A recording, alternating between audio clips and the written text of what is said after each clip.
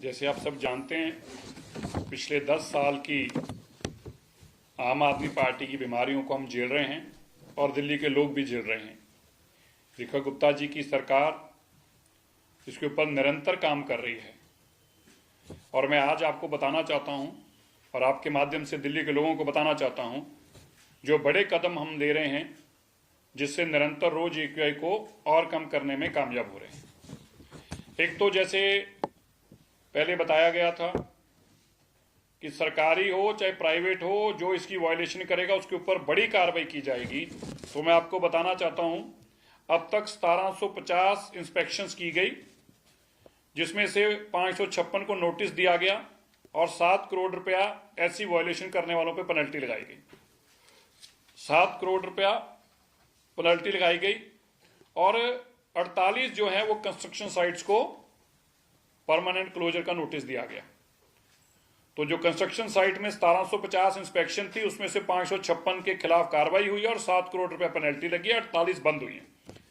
इसी तरह जो रोड गार्बेज और रोड के ऊपर जो वायलेशन हो रही है, चाहे गार्बेज की है चाहे डस्ट मिटिगेशन की है, उसमें सारी सरकारी संस्थाओं के ऊपर भी कार्रवाई की गई है, जिसमें 230 टोटल इंस्पेक्शन हुई लास्ट 2 दिन में। पिछले 2 दिन में 230 इंस्पेक्शन हुई।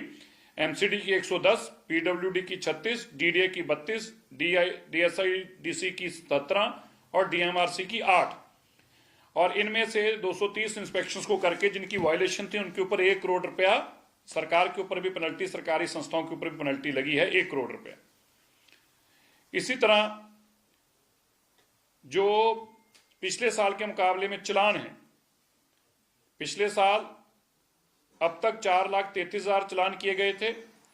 अभी हमने PUCC के चालान 7,97,000, लगभग 8 लाख चालान जो हैं इस साल किए हैं। पिछले साल के मुकाबले में डबल चालान हमने इस साल किए हैं, जो व्हीकल्स पोल्यूट कर रहे थे और वो नॉर्म्स को फॉलो नहीं कर रहे थे। इसी तरह दिल्ली के अंदर डस्ट कंट्रोल के लिए 1823 टीम्स लगाई गई थी। उनके माध्यम से 536 के ऊपर डस्ट कंट्रोल के लिए और 633 के लिए